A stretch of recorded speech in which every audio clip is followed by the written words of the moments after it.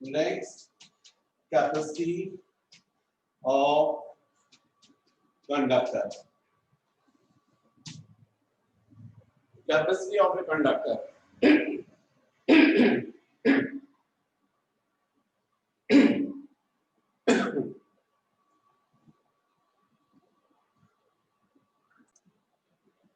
तो बच्चों, मैंने जब आप लोग को बताया था फैक्टर्स अफेक्टिंग इलेक्ट्रिक पोटेंशियल, कौन कौन से ऐसे फैक्टर्स हैं जो इलेक्ट्रिक पोटेंशियल को अफेक्ट करते हैं, तो उनमें से एक बताया था चार्ज, और आपको समझाया था यदि आप चार्ज इंक्रीज करेंगे तो इलेक्ट्रिक पोटेंशियल इंक्रीज होता है। मतलब Q is directly proportional to V होता है। Q it is directly proportional to V, और यदि हम इक्वल करते तो Q is equal to C into V। यहाँ पर बच्चों C कहलाता है capacity of a conductor. C, this is called capacity of conductor. किसी भी कंडक्टर की कैपेसिटी होती है वो फिक्स होती है। एक्चुअली में अपन जैसे वाटर टैंक में बात करते हैं ना, तो वाटर को स्टोर करते हैं, तो टैंक की एक फिक्स कैपेसिटी होती है। आप जब वाटर इंक्रीज करते हो तो वाटर लेवल बढ़ता है, टैंक की कैपेसिटी नहीं बढ़ती, कैपेसिटी तो फिक्स रहती है। मान लीजिए जो टैंक है वो 500 लीटर का है, तो उसमें आप वाटर जो है 500 लीटर ही स्टोर कर सकते हो। हाँ, जब वो एम्प्टी स्टेट में था, खाली था टैंक, तो उस कंडीशन में भी आप वाटर बढ़ा रहे थे तो उससे वाटर लेवल बढ़ रहा था, पर टैंक बड़ा नहीं हो रहा था, टैंक की कैपेसिटी फिक्स है। 500 लीटर से ज्यादा यदि आप वाटर करोगे तो फिर उसके बाद वाटर क्या होने लगेगा, ओवरफ्लो होने लगेगा। बिल्कुल ऐसे ही किसी भी कंडक्टर की कैपेसिटी फिक्स होती है।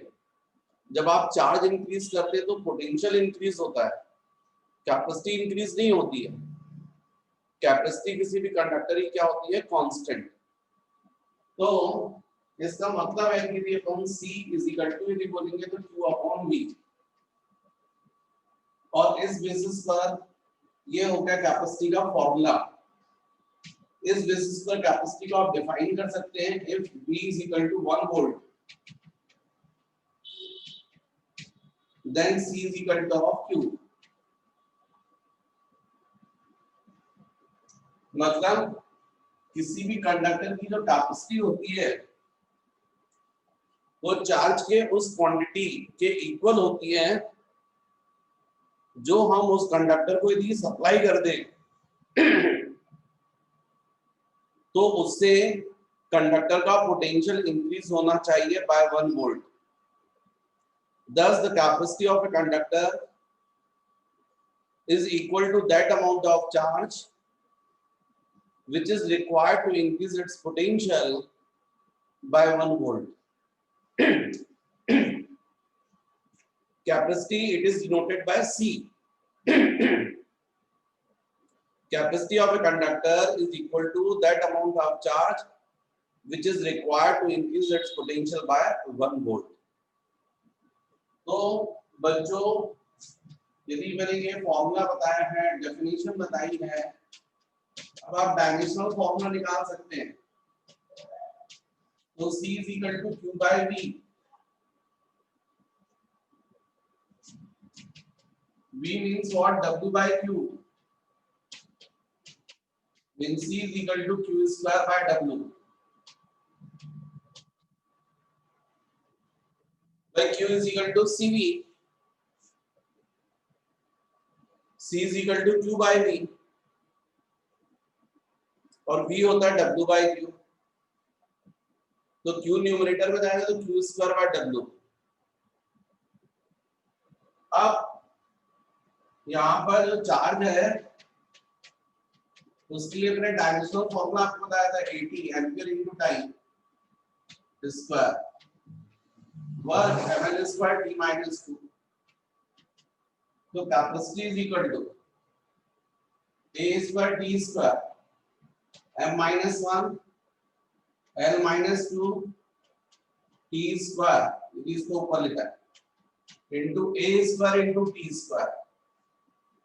Finally, c is equal to n minus 1, l minus 2, t to the power 4, a to the power 2.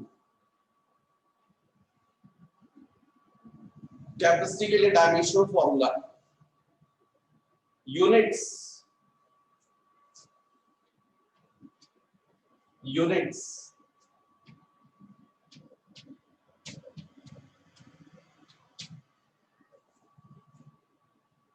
तो यदि हम सीरीज सिस्टम में यूनिट बोलेंगे तो C is equal to Q by V statcoulombs पर statvolt statcoulomb पर statvolt. इसी को बच्चों स्टेट फैरेड बोलते हैं और statfarad electromagnetic system electromagnetic unit इसमें एब कूलम पर एब वोल्ट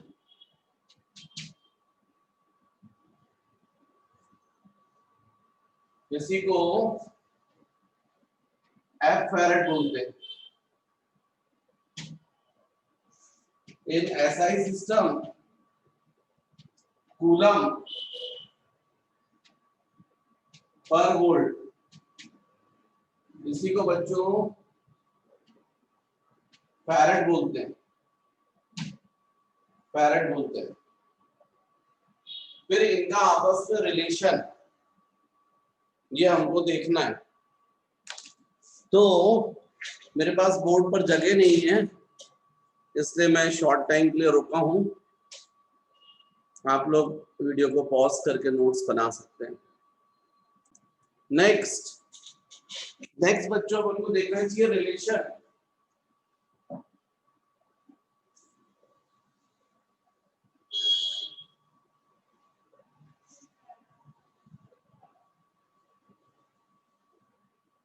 तो ये बच्चों सब इक्वल होते हैं। 1 स्टेट कूलम पर statvolt is equal to 1 statfarad. 1 एब कूलम पर एब volt is equal to 1 abfarad. 1 coulomb per volt is equal to 1 farad. अब नेक्स्ट यदि आप देखना चाहते हैं relations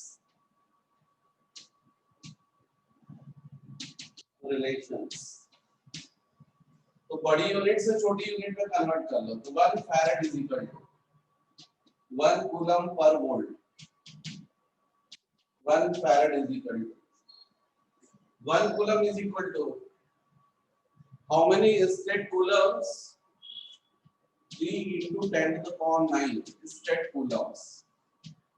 1 volt is equal to how many state volts 1 by 300 state volts means 1 farad is equal to ये 300 ऊपर जाएगा तो 9 into 10 to the power 11 state coulomb per state volt is equal to state farads।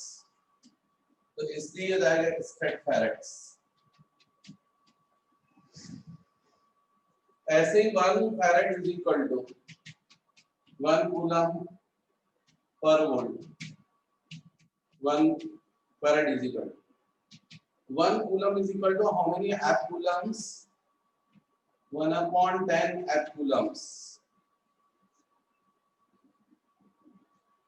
1 coulomb is equal to 1/10 abcoulomb.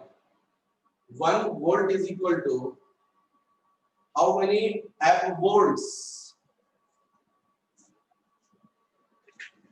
1 volt is equal to how many amp volts? So 1 volt is equal to 10 to the power 8 amp volt। ये 10 into 10 to the power 8 multiply जाएगा 10 to the power 9। 1 farad is equal to 10 to the power -9 क्योंकि 1 by 10 to the power 9 मिलाएगा ना और F coulomb per F volt ये F फैराड्स होता है। तो F farad तो ये हो गया बच्चों रिलेशन। नेक्स्ट इसके बाद मुझे आपको बताना चाहिए capacity of A spherical conductor.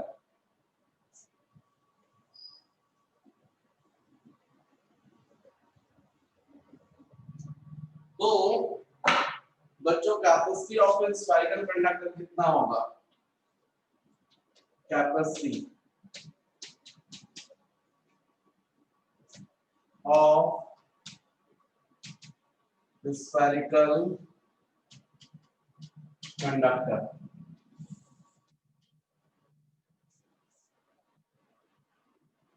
यदि स्फेरिकल कंडक्टर है और उसका रेडियस r और उसको चार्ज दिया आपने q, तो capacity q is equal to c into v। q is equal to c into v। तो c is equal to q by v। और v पता है बच्चों आपको electric potential 1/4 pi epsilon naught epsilon r into q by r। q cancel, c is equal to 4 pi epsilon naught epsilon r into capital R। या epsilon r को अपन k से भी denote करते हैं, डायरेक्टली कांस्टेंट बोलते हैं या relative permittivity. तो इस तरीके से यदि अपन देखें कोई स्फेरिकल कंडक्टर है तो उसकी कैपेसिटी का formula 4 pi epsilon naught epsilon r into capital R। Air में यदि होगा तो एयर के लिए फॉर एयर एप्सिलॉन r की वैल्यू 1, तो c is equal to 4 pi epsilon naught into r।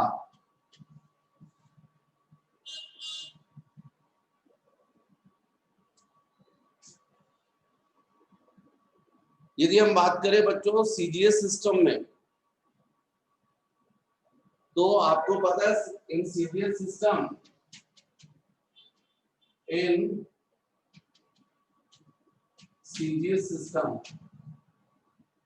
One upon 4 pi epsilon naught is equal to 1 होता है।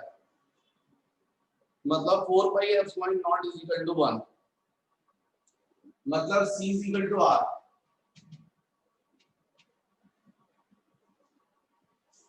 और आप सबको मालूम है कि रेडियस जो है सीजीएस में सेंटीमीटर में मेजर करेंगे, इसलिए कैपेसिटी की यूनिट सेंटीमीटर भी लेते हैं। कभी आपको पूछा जाए unit of capacity in CGS system of 4 option दे दें और उसमें से एक ऑप्शन ये सेंटीमीटर हो, तो कहो आप सोच में पड़ जाओगे यार ये तो लेंथ की यूनिट होगी, कैपेसिटी कैसे हो जाएगी? पर होती है।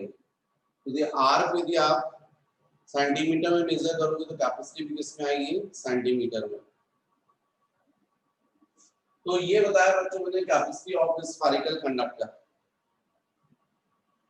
यदि मैं पूछूं आपसे अर्थ की कैपेसिटी फॉर अर्थ, तो अर्थ के लिए आपको रेडियस पता है 6.4 into 10 to the power 6 metres.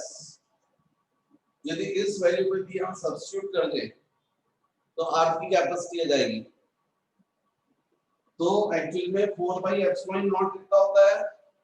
1/4 pi epsilon not होता है 9 into 10 to the power 9। तो 4 पाई एप्सिलॉन नॉट कितना होगा? 1/9 into 10 to the power 9।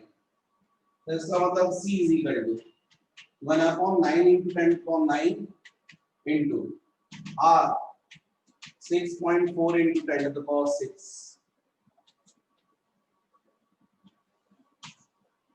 इसको सॉल्व कर लेंगे तो अर्थ की कैपेसिटी आ जाएगी। और ये बच्चों अप्रोक्सीमेटली आती है 711 microfarad. 711 microfarad, micro 10 to the power -6। तो ये अर्थ की कैपेसिटी होती है।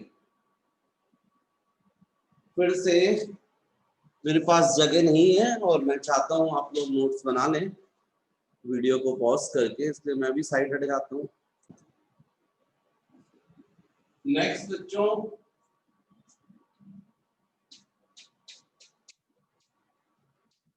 फैक्टर्स अफेक्टिंग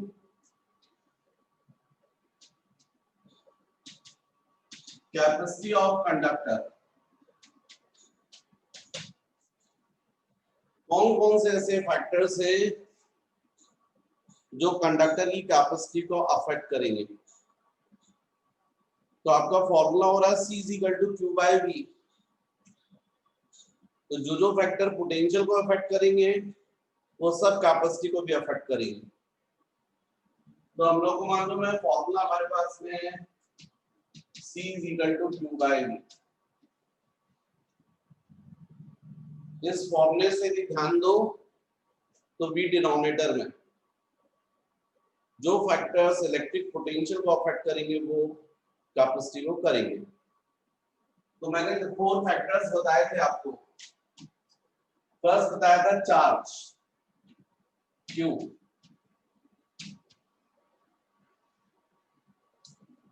लेकिन बच्चों यहां पर Q जो है वो कैपेसिटी को अफेक्ट नहीं करेगा, क्योंकि Q is directly proportional to V। अभी थोड़ी देर पहले मैंने एग्जांपल लेके समझाया था आपको वाटर टैंक का। वाटर बढ़ाओगे लेवल बढ़ेगा, वाटर लेवल, टैंक की कैपेसिटी नहीं बढ़ेगी। कंडक्टर के लिए मैंने बोला चार्ज इंक्रीज करोगे इलेक्ट्रिक पोटेंशियल इंक्रीज होगा, कैपेसिटी फिक्स रहेगी। तो नो डाउट चार्ज इंक्रीज होने से इलेक्ट्रिक पोटेंशियल तो इंक्रीज होता है, लेकिन कैपेसिटी कांस्टेंट रहती है। Q is directly proportional to V बोल रहा हूं ना, और Q = CV। तो Q इंक्रीज होने से V इंक्रीज होगा, बस C क्या रहेगा? कांस्टेंट। इसका मतलब जो चार्ज है उससे कैपेसिटी के ऊपर कोई इफेक्ट नहीं पड़ता। Capacity of a conductor it is independent from charge, तो डेफिनेटली इससे कोई इफेक्ट नहीं पड़ता। सेकंड, फिर आप लोग को याद होगा इलेक्ट्रिक पोटेंशियल के फर्स्ट आपने चार्ज ही बोला था, सेकंड आपने बोला साइज ऑफ ए कंडक्टर। तो साइज के लिए वो जो फॉर्मूला था आपको उसकी हेल्प लेकर बता रहे थे आप, V = 1/4πε0 into Q/R। इसमें आपको हर चार्ज का तो चलिए बात हुई, अब R की बात। साइज इंक्रीज करने से रेडियस इंक्रीज होता है, और रेडियस इंक्रीज होने से इलेक्ट्रिक पोटेंशियल क्या होगा? डिक्रीज होगा। इलेक्ट्रिक पोटेंशियल यदि डिक्रीज होगा तो कैपेसिटी क्या होगी? इंक्रीज होगी। तो सेकंड जो फैक्टर है वो है size of a conductor. Size of conductor, तो इफ साइज इंक्रीजेस, साइज का मतलब R, then capacity of a conductor is also increases। भाई कैपेसिटी का भी थोड़ी देर पहले आपने फॉर्मूला निकाला तो था स्फेरिकल कंडक्टर के लिए, तो वो फॉर्मूला था आपका C = 4πε0 εr into R। तो R इंक्रीज करो तो कैपेसिटी इंक्रीज होगी, इसका मतलब साइज इंक्रीज होने से कैपेसिटी इंक्रीज होती है। Third, due to presence of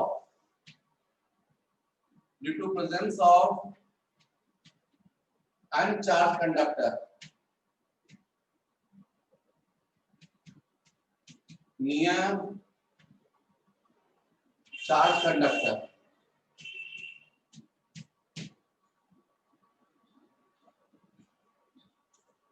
किसी चार्ज कंडक्टर के क्लोज यदि आप अनचार्ज कंडक्टर को लाते हैं तो उससे इलेक्ट्रिक पोटेंशियल अफेक्टेड रहता है, डिक्रीज होता है, ऐसा आपने देखा है। इसका मतलब कैपेसिटी इंक्रीज होगी। भाई आपने देखा है, मैंने आपको समझाया था, ये कंडक्टर है, चार्ज कंडक्टर है, इसके पास यदि किसी अनचार्ज को लेकर आओगे आप तो इंडक्शन की वजह से इस पर अपोजिट चार्ज आ जाएगा। अब यहाँ पर यदि आप बात करोगे तो डेफिनेटली आपको, ठीक है, इलेक्ट्रिक पोटेंशियल क्या होगा? डिक्रीज होगा, नेगेटिव की वजह से डिक्रीज होता है ना। केवल प्लस था, अब आपने अनचार्ज को लाया लेकिन उस पर नेगेटिव चार्ज आ गया, तो नेगेटिव चार्ज तो क्या करता है, इलेक्ट्रिक पोटेंशियल को डिक्रीज कर देता है। अब इलेक्ट्रिक पोटेंशियल डिक्रीज होगा तो कैपेसिटी इंक्रीज हो जाएगी। तो डेफिनेटली ये थर्ड जो है उसका आप समझे, if uncharged conductor, due to the presence of uncharged conductor near the charged conductor, capacity of a conductor increases, तो पोटेंशियल डिक्रीज होगा, कैपेसिटी इंक्रीज होगी। और fourth factor, due to the surrounding medium, due to the presence of dielectric medium, तो dielectric medium की presence से electric potential decrease होता है, capacity increase होगी। यहाँ कैपेसिटी देखिए, यहाँ पर एप्सिलॉन, ये sorry dielectric medium, dielectric constant, यहाँ पर एप्सिलॉन आर, तो डेफिनेटली मल्टीप्लाई कर जाएगा, कैपेसिटी इंक्रीज हो जाएगी। तो fourth, due to the presence of dielectric medium,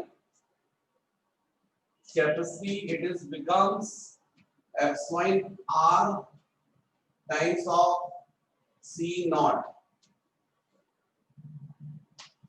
यदि एयर हो तो एयर की epsilon r की वैल्यू 1 होती है, तो कैपेसिटी जाएगी 4 पाई epsilon naught into r।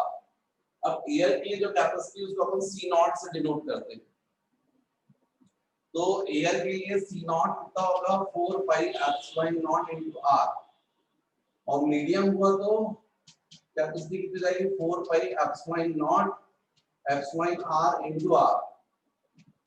तो इसमें एप्सिलॉन r को अलग कर दोगे तो 4 pi epsilon naught into r, इसकी जगह पर आप C नॉट लिख सकते हो। तो इसका मतलब C is equal to epsilon r into C not.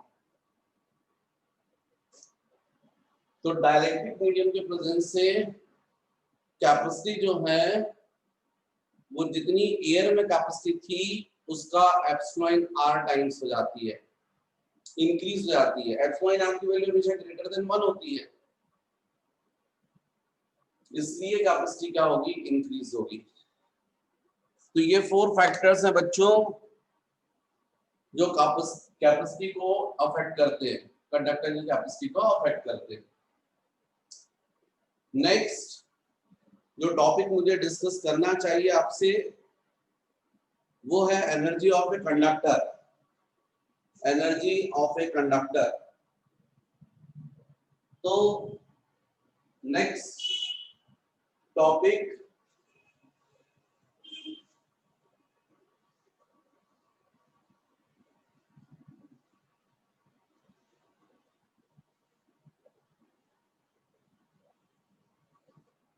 Energy of a conductor.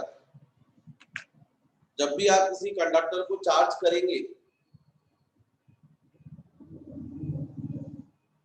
तो आपको वर्क करना पड़ेगा, वही वर्क तो स्टोर होता है कंडक्टर में एनर्जी के फॉर्म में, और उसी को अपन बोलते हैं energy of a conductor. The amount of work for charging of a conductor is stored in form of energy. This energy is called its potential energy of a conductor. It is denoted by U. किसी भी conductor को बच्चों charge करने के लिए work करना पड़ता है, और वही वर्क जो है कंडक्टर में स्टोर होता है एनर्जी के फॉर्म में। तो नेक्स्ट मुझे डेरिवेशन बताना चाहिए एनर्जी ऑफ ए कंडक्टर।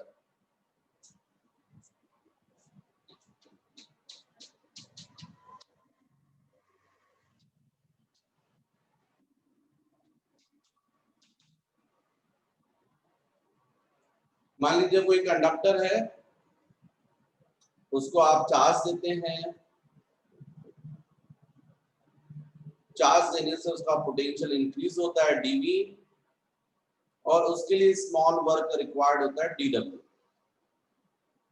तो डेफिनेटली जैसा आपने डेफिनेशन देखा उस बेसिस पर dv इज इक्वल टू जाएगा dw अपॉन q।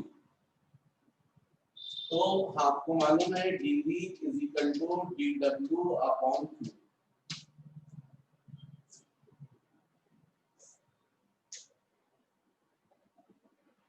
इसका मतलब dw is equal to q into of dv।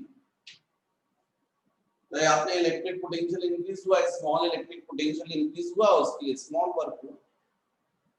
Total work जब आपने जो था कंडक्टर उसको चार्ज किया और उस कंडीशन में उसका मान लीजिए पोटेंशियल 0 से पूरा v कर दिया,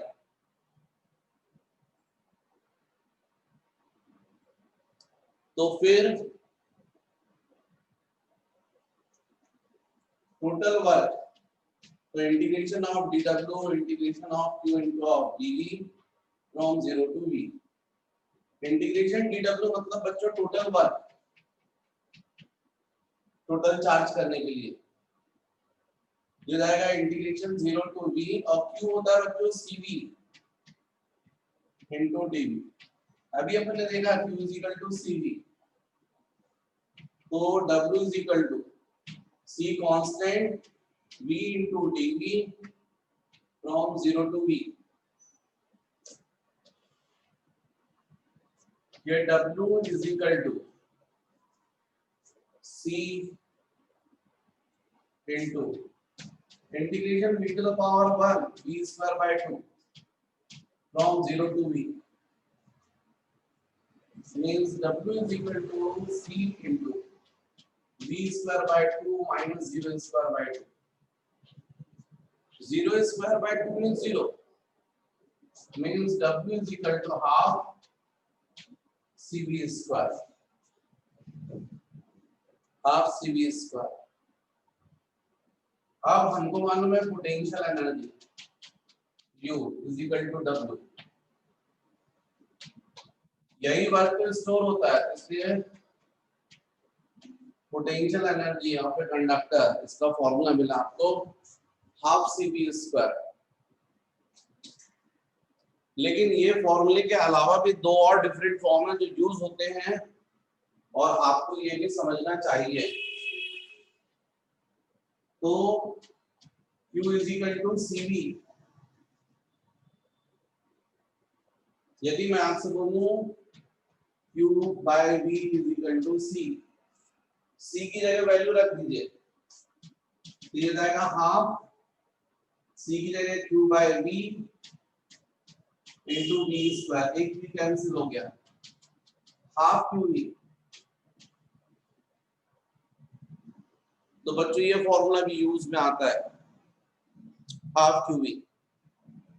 फिर एक फॉर्मूला मैंने c और v के फॉर्म में बताया, q और v के फॉर्म में। एक फॉर्मूला अपन देखते हैं q और c के फॉर्म में, क्योंकि ये सब यूज होते हैं।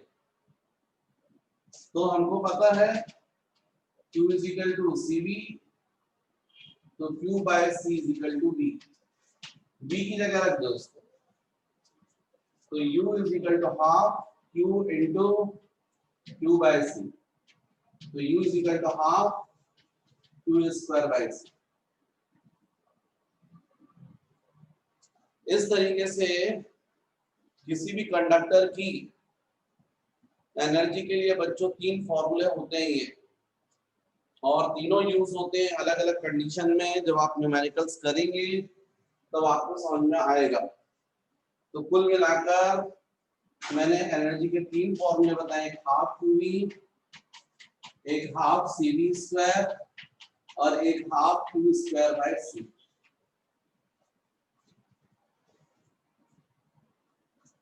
ये तीनों ही रट लीजिएगा, half qv, half cv square, half q square by c।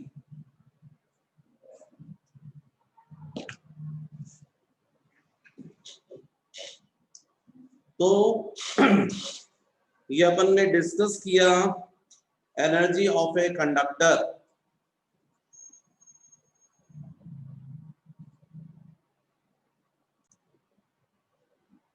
बच्चों जब मैंने आपको बोला था Q is directly proportional to V, मतलब मैं चार्ज और पोटेंशियल यदि इनके बीच में ग्राफ ड्रॉ करूं तो आपको क्लियर है डायरेक्टली प्रोपोर्शनल बोल रहा हूं मैं। तो ये ग्राफ स्ट्रेट लाइन जाएगा, इंक्लाइन रहेगा ऐसा। चार्ज इंक्रीज करोगे पोटेंशियल भी इंक्रीज होगा उसी रेशियो में। तो इसका मतलब ग्राफ ऐसा होगा। ये ग्राफ जो है इसको आप बोल सकते हैं QV graph, charge electric potential graph. और यदि मैं आपसे पूछूं इस ग्राफ का चार्ज एक्सिस के साथ में जितना भी एरिया कवर होता है वो क्या शो करेगा, तो आप निकाल कर देख लीजिए। इस पॉइंट से आप परपेंडिकुलर ड्रॉ कर दीजिए और इस एरिया को निकालिए। मान लीजिए ये OAB, तो area of triangle OAB half base OA into height AB। आपको दिख रहा है ये हाफ, OA मतलब चार्ज Q और AB मतलब इलेक्ट्रिक पोटेंशियल या हाइट, मतलब हाफ QV आ गया। और अभी मैंने थोड़ी देर पहले बताया था half QV is equal to what, energy. तो ध्यान रखो चार्ज इलेक्ट्रिक पोटेंशियल ग्राफ जो होता है उसका चार्ज एक्सिस के साथ में जितना एरिया कवर होगा वो शो किया करेगा potential energy of a conductor. क्योंकि हाफ QV जो था ना वो potential energy of a conductor का फॉर्मूला था। तो नेक्स्ट बच्चों मुझे जो डिस्कस आपसे करना है वो डिस्कस करना है redistribution of charges when two charge conductors are connected by a conductor wire and common potential and energy loss। यदि टू कंडक्टर्स हैं, चार्ज हैं, एक पर फर्स्ट पर चार्ज Q1 सेकंड पर चार्ज Q2, उसकी फर्स्ट कंडक्टर की कैपेसिटी C1 सेकंड की C2 और चार्ज की वजह से फर्स्ट का इलेक्ट्रिक पोटेंशियल V1 सेकंड का V2। और यदि हम उन दोनों कंडक्टर को वायर से कनेक्ट कर देंगे तो आप लोग को मालूम है चार्ज फ्लो करेगा कहां से कहां, high potential to low potential. और ये चार्ज कब तक फ्लो करेगा, जब तक दोनों कंडक्टर का इलेक्ट्रिक पोटेंशियल सेम ना हो जाए। मतलब चार्ज का फ्लो तब तक बना रहेगा जब तक कि दोनों का पोटेंशियल क्या हो जाए, सेम। इस कंडीशन में दोनों कंडक्टर पर हो सकता है चार्ज का डिस्ट्रीब्यूशन अलग अलग हो जाए, एक पर चार्ज है डिफरेंट, दूसरे पर चार्ज डिफरेंट, कैपेसिटी तो बदलेगी नहीं लेकिन इलेक्ट्रिक पोटेंशियल सपोज कितना हो, जो भी होगा वो कॉमन होगा, सेम होगा, उसको अपन कॉमन पोटेंशियल बोलेंगे। और यही अपनी हेडिंग है। मैं हेडिंग लिख नहीं रहा हूं यहाँ पर एक्चुअली मैं आपको बता रहा हूं कि मैं क्या पढ़ा रहा हूं। Distribution of charges when two charge conductors are connected by conductor wire and common potential and energy loss। तो पहले अपन देखते हैं। तो मान लीजिए ये जो कंडक्टर था इस पर चार्ज Q1, इसकी कैपेसिटी C1, इसका इलेक्ट्रिक पोटेंशियल V1, इस पर charge Q2, capacity C2, electric potential V2। ये कब की बात है बच्चों, बिफोर कनेक्शन, जब हमने उनको कंडक्टर वायर से कनेक्ट नहीं किया। और यहां पर मान लीजिए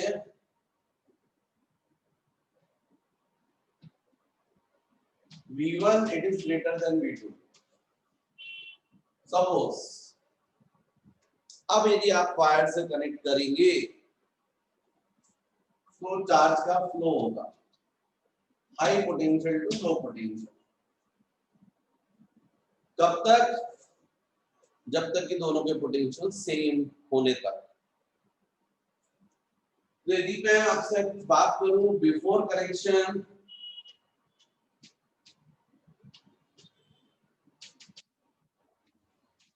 तो आप Q1 इज इक्वल टू बोलेंगे C1 V1 and Q2 is equal to C2 V2। Connection से पहले फर्स्ट पर charge Q1 is equal to C1 V1, second पर charge Q2 is equal to C2 V2। Q is equal to CV होता है। अच्छा, first पर energy U1 half C1 V1 square और second पर U2 is equal to half C2 V2 square. ये बातें before connection की हैं। अब आफ्टर कनेक्शन,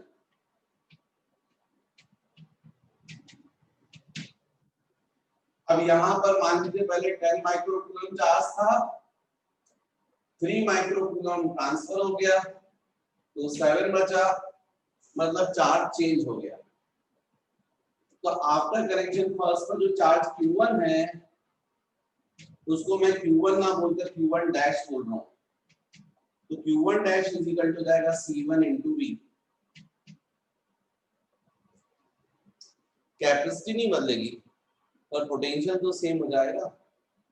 जब कनेक्ट कर दोगे तो दोनों का पोटेंशियल सेम हो जाएगा। सेकंड पर charge Q2 dash is equal to C2 into V। तो बच्चों यदि मैं आपसे पूछूं Q1 dash upon Q2 dash, तो आप बोलोगे C1V C2V V cancel, Q1 dash upon Q2 dash is equal to C1 upon C2। ध्यान दीजिए, बहुत important concept. What is Q1 dash? Charge on first conductor after connection. What is Q2 dash? Charge on second conductor after connection। तो इसका मतलब जो conductors हैं उनमें charges का जो डिस्ट्रीब्यूशन होता है वो उनकी कैपेसिटी के रेशियो में होता है। Q1 dash upon Q2 dash is equal to C1 by C2।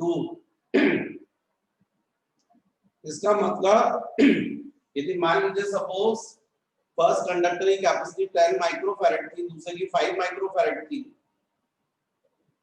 तो 10 अपॉन 5 मतलब 2:1 जो चार्जेस का डिस्ट्रीब्यूशन होगा वो 2:1 के रेशियो में होगा।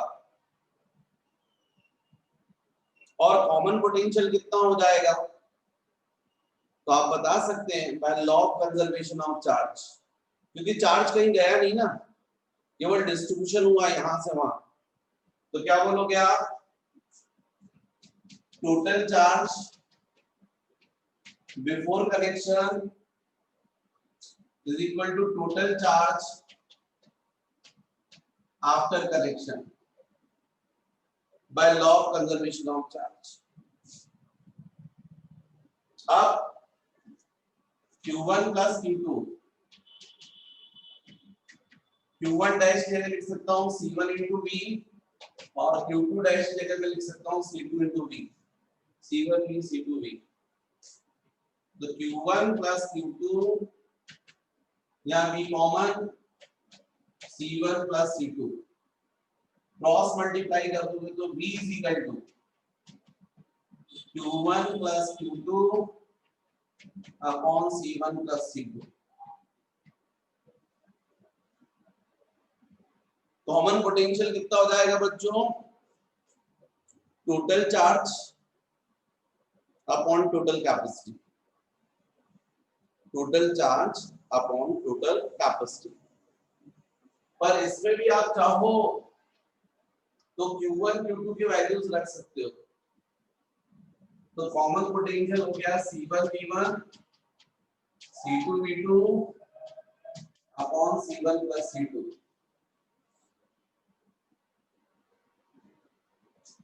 Common potential V is equal to C1 V1 plus C2 V2 upon C1 plus C2. C1 C2 capacity of conductors, V1 V2 their electric potential before connection. अब बच्चों एनर्जी लॉस, मैंने बोला energy loss होता है, कैसे होता देखता हूं, बताता हूं आपको। पर यदि मैं पूछूं आपसे टोटल एनर्जी, क्योंकि जब आपने दो कंडक्टर्स को वायर से कनेक्ट कर दिया तो दो अलग नहीं रहे, वो एक हो गए, अब तो पोटेंशियल कॉमन हो गया। तो जैसे ये था आपका, मैंने बोला आपको total energy before connection, total energy before connection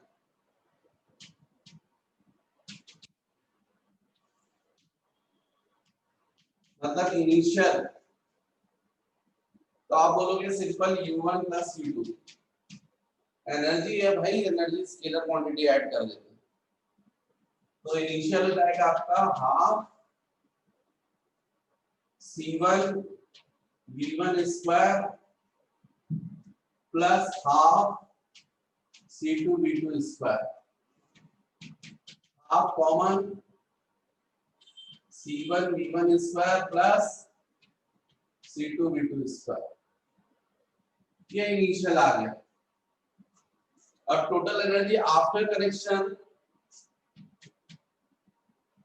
total energy after connection, तो मान लीजिए उसको फाइनल बोल देते हैं, तो आप बोलेंगे half C1 into V square plus half C2 into V square, क्योंकि पोटेंशियल सेम हो गया ना इसलिए, तो final half C1 plus C2 into of V square, ये हो गया बच्चों टोटल एनर्जी आफ्टर कनेक्शन। तो लॉस हुआ क्या, तो चेक करना पड़ेगा अपन को, final energy minus initial energy करना पड़ेगा, पर मैं साइड में इसलिए हट गया हूं कि मेरे पास बोर्ड पर जगह नहीं है। आप यदि नोट्स बनाना चाहते हैं वीडियो को पॉज करके बना लीजिएगा, और अब मैं आगे कंटिन्यू करता हूं। अच्छा, मेरा क्वेश्चन ये था कि कंडक्टर्स को यदि अपन वायर से कनेक्ट करते हैं तो एनर्जी लॉस हो रहा है कि गेन हो रहा है, कैसे पता करोगे। मान लीजिए आपके पास में या कंडक्टर के पास में इनिशियली मान लीजिए 10 जूल एनर्जी थी और बाद में 7 हो गई, तो चेंज कितना हुआ था, फाइनल माइनस इनिशियल करोगे तो 7 माइनस 10 करोगे तो -3 आ गया, तो -3 का मतलब नेगेटिव वैल्यू बता रही है कि डिक्रीज हो रही है एनर्जी, मतलब लॉस, पहले 10 थी बाद में 7 हो गई, 3 का लॉस हो रहा है। पर इनिशियली 7 थी और बाद में 10 हो गई, तो चेंज के लिए तो फाइनल माइनस इनिशियल करोगे तो क्या बोलोगे 10 माइनस 7 प्लस 3 आ जाएगा, प्लस 3 का मतलब गेन हो रही है, तो ऐसे पता करते हैं। तो यहाँ भी एक्चुअली में चेंज इन एनर्जी, चलिए लॉस की जगह पर मैं बोल देता हूँ चेंज इन एनर्जी, तो अपने आप समझ में आ जाएगा आपको। तो change in energy, change in energy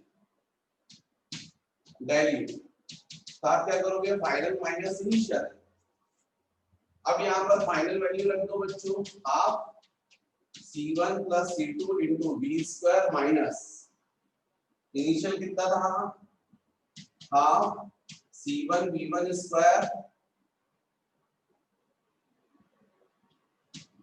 plus C2 V2 square, ये था वैल्यू रख दो। और चाहो तो चेंज हाफ को भी कॉमन निकाल दो, तो C1 प्लस C2 V, मैंने V के लिए आपको फॉर्मूला बताया C1 V1, सब्स्टिट्यूट कर दो C1 V1 plus C2 V2 upon C1 plus C2 whole square minus, ये हाफ तो कॉमन निकल गया, तो अंदर C1 V1 square plus C2 V2 square. अब ये वैल्यू हाफ, यहाँ पर जाएगा C1 प्लस C2, ये A plus B whole square, C1 square V1 square plus C2 square V2 square plus 2C1 V1 C2 V2 upon denominator में जाएगा C1 plus C2 whole square, ये cancel हो जाएगा, minus C1 V1 square plus C2 V2 square. अब इसको भी solve करना पड़ेगा, बड़ा बड़ा है तो कीजिए आप, ये जाएगा C1 square V1 square plus C2 square V2 square 2C1 C2 V1 V2 minus, फिर इसमें C1 V1 square plus C2 V2 square into C1 plus C2 whole divided by C1 plus C2, ये आ जाएगा। इसको बच्चों आप जब solve करेंगे ना तो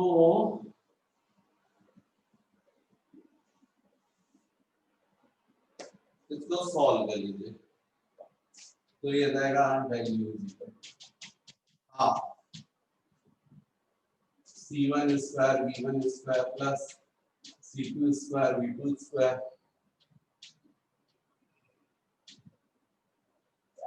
plus 2C1 plus 2C1 C2 V1 V2, फिर यहाँ पर इसको मल्टीप्लाई कर लीजिएगा, माइनस पहले C1 को मल्टीप्लाई कर लीजिएगा, C1 into C1 square V1 square C1 V1, पहले C1 V1 स्क्वायर को इसमें मल्टीप्लाई कर दूं क्या, चलो इसको इसमें कर देते हैं, तो C1 square V1 square plus C1 V1 square into C2, अच्छा ये ब्रैकेट जो है ये हम माइनस वाला लगे रहने देते हैं, है ना, ये हो गया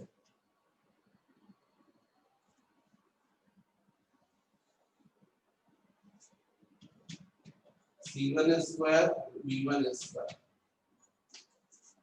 प्लस C1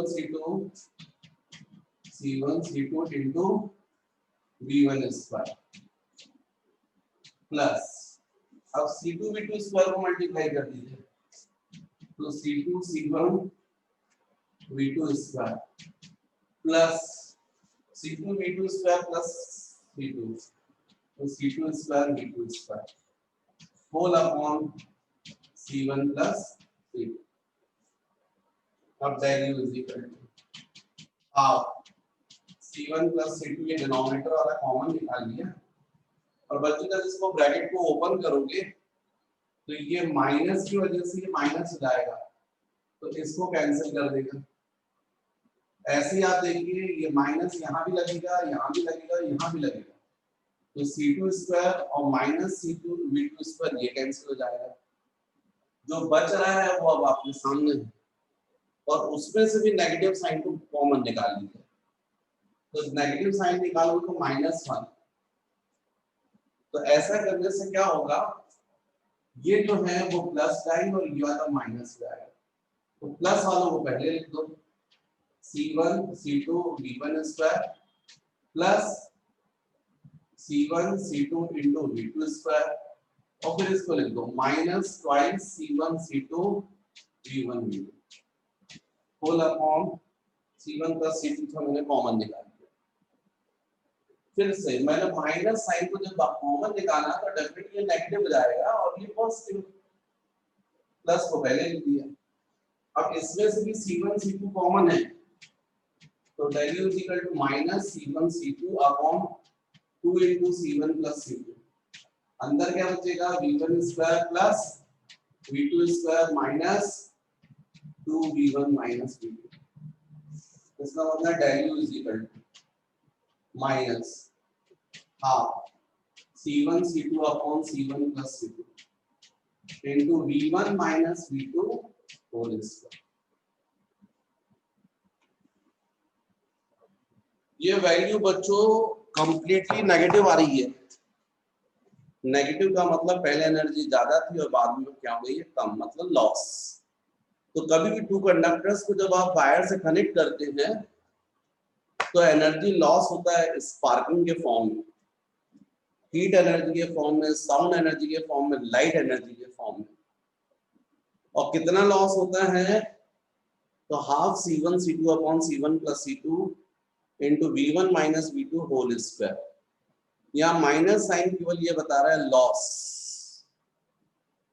तो इस वीडियो में बच्चों अपन यहीं तक करेंगे। नेक्स्ट वीडियो में अपन स्टार्ट करेंगे अब कैपेसिटर और कंडेंसर।